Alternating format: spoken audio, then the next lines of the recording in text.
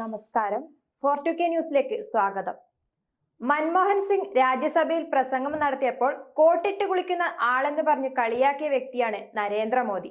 അതുപോലെ പല സമയങ്ങളിലും നരേന്ദ്രമോദി മൻമോഹൻ സിംഗിനെ കളിയാക്കി പറഞ്ഞിട്ടുണ്ട്.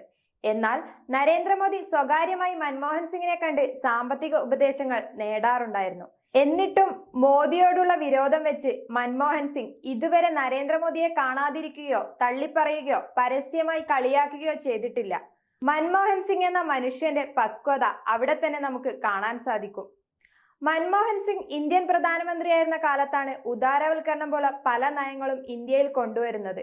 മാത്രമല്ല, ഉദ്യോഗസ്ഥ വൃന്ദത്തിന്റെ കൈപ്പിടിയിലും അഴിമതിക്കാരായ രാഷ്ട്രീയക്കാരുടെ പോക്കറ്റിലും ഒതുങ്ങാതെ സർക്കാർ സഹായം നേരിട്ട് ജനങ്ങളിലേക്ക് എത്തുന്ന മഹാത്മാഗാന്ധി ദേശീയ ഗ്രാമീണ തൊഴിലുറപ്പ് പദ്ധതി മുതൽ അമേരിക്കയുമായി ചേർന്നുള്ള ആണവ കരാർ വരെയുള്ള സുപ്രധാനമായ ഒട്ടേറെ നിയമനിർമ്മാണങ്ങൾക്കാണ് മൻമോഹൻ സിംഗിന്റെ പ്രധാനമന്ത്രി പദം സാക്ഷ്യം വഹിച്ചത്.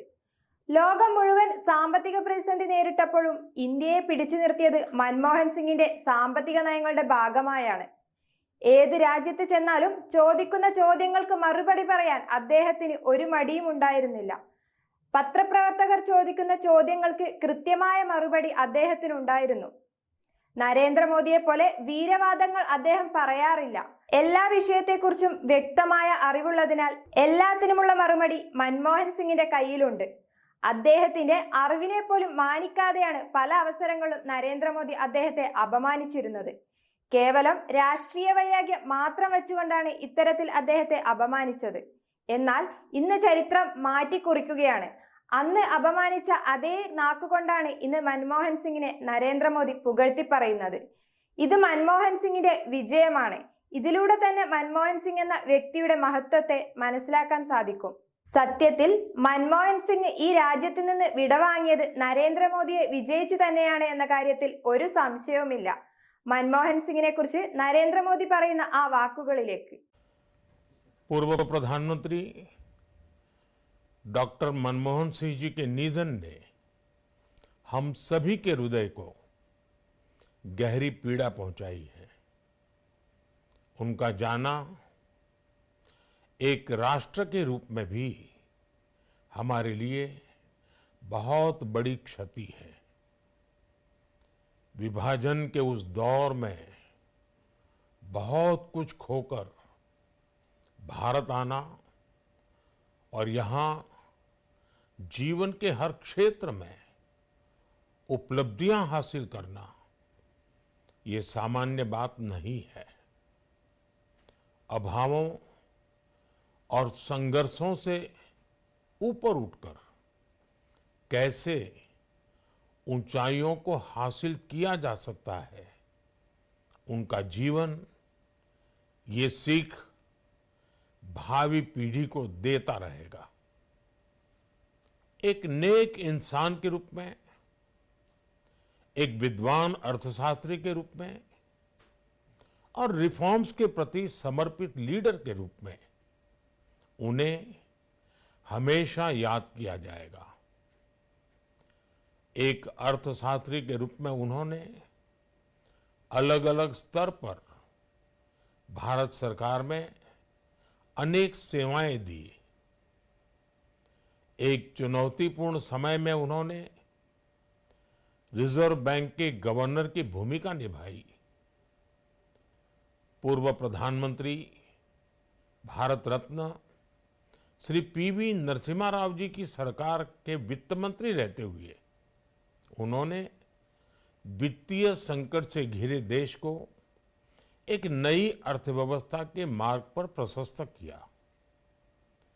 प्रधानमंत्री के रूप में देश के विकास में और प्रगति में उनके योगदान को हमेशा याद किया जाएगा। जनता के प्रति, देश के विकास के प्रति उनका जो कमिटमेंट था उसे हमेशा बहुत सम्मान से देखा जाएगा। डॉक्टर मनमोहन सिंह जी का जीवन उनकी ईमानदारी और सादगी का प्रतिबिंब था। वो विलक्षण सांसद थे। उनकी विनम्रता, सौम्यता और उनकी बौद्धिकता उनके संसदीय जीवन की पहचान बनी। मुझे याद है कि इस साल की शुरुआत में जब राज्यसभा में उनका कार्यकाल समाप्त हुआ, तब मैंने कहा था कि सांसद के रूप में डॉक्टर साहब की निष्ठा सभी के लिए प्रेरणा जैसी है। सत्र के समय अहम मौकों पर वो व्हीलचेयर पर बैठकर आते थे, अपना संसदीय दायित्व निभाते थे। दुनिया के प्रतिष्ठित संस्थानों की शिक्षा लेने और सरकार के अनेक शीर्ष पदों पर रहने के बाद भी वो अपनी सामान्य पृष्ठभूमि के मूल्यों को कभी भी नहीं भूले। दलगत राजनीति से ऊपर उठकर उन्होंने हमेशा हर दल के व्यक्ति से संपर्क रखा, सबके लिए सहज उपलब्ध रहे। जब मैं मुख्यमंत्री था, तब डॉक्टर मनमोहन सिंह जी के साथ राष्ट्रीय और अंतर्राष्ट्रीय अनेक विषयों पर उनसे खुले मन से चर्चाएं होती थी। यहां दिल्ली आने के बाद भी मेरी उनसे समय समय पर बात होती थी, मुलाकात होती थी।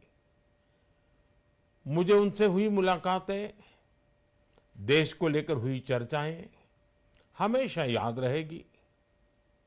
अभी जब उनका जन्मदिन था, तब भी मैंने उनसे बात की थी। आज इस कठिन घड़ी में मैं उनके परिवार के प्रति अपनी संवेदनाएं व्यक्त करता हूं। मैं डॉक्टर मनमोहन सिंह जी को सभी देशवासियों की तरफ से श्रद्धांजलि अर्पित करता हूं।